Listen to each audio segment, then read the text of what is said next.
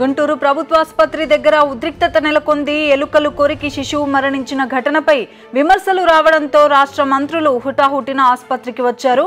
వైఎస్ఆర్సీపీ నేతలు ఆసుపత్రి దుస్థితిని మంత్రులకు వివరించేందుకు యత్నించారు. అయితే పోలీసులు వారిని అడ్డుకున్నారు. దీంతో ఉద్రిక్తత నెలకొంది. పూర్తి వివరాలు మా కరెస్పాండెంట్ రవీందర్ అడిగి తెలుసుకుందాం. రవీందర్, ప్రభుత్వాసుపత్రి దగ్గర ఎటువంటి పరిస్థితి కనబడుతోంది? నిన్న ఘటన జరిగితే ఈ రోజు హాస్పిటల్ కి మంత్రులు రావడం, వైఎస్ఆర్సీపీ నేతల్ని అడ్డుకోవడం పరిస్థితి వివరించేందుకు ఏ విధంగా చూడాలంటారు?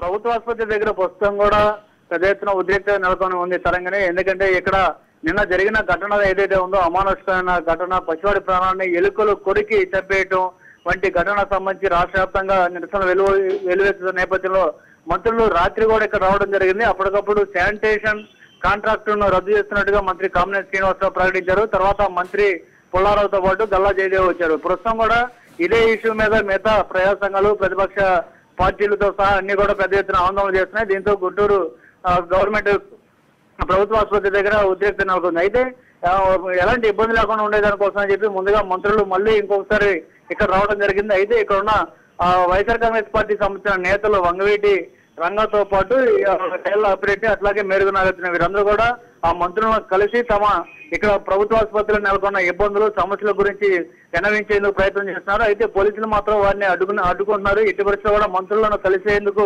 అంగీకరించేది లేదంటూ వీరందరినీ అడ్డుకుంటున్న పరిస్థితి. అయితే ఇదే సమయంలో పక్కన సిపిఐ పార్టీ సంబంధించిన కార్యకర్తలు, నాయకులు కూడా పెద్ద ఎత్తున ఉద్యమాలు చేస్తూ ఇక్కడ రావడం జరిగింది. ఇక్కడ కూడా ఆసుపత్రిని ముట్టడించారు. దీంతో మొత్తంగా చూస్తే ప్రభుత్వ ఆసుపత్రి ఏరియాలో జీజీహెచ్ మొత్తం ఒక ఉద్రిక్త వాతావరణం నెలకొని ఉంది.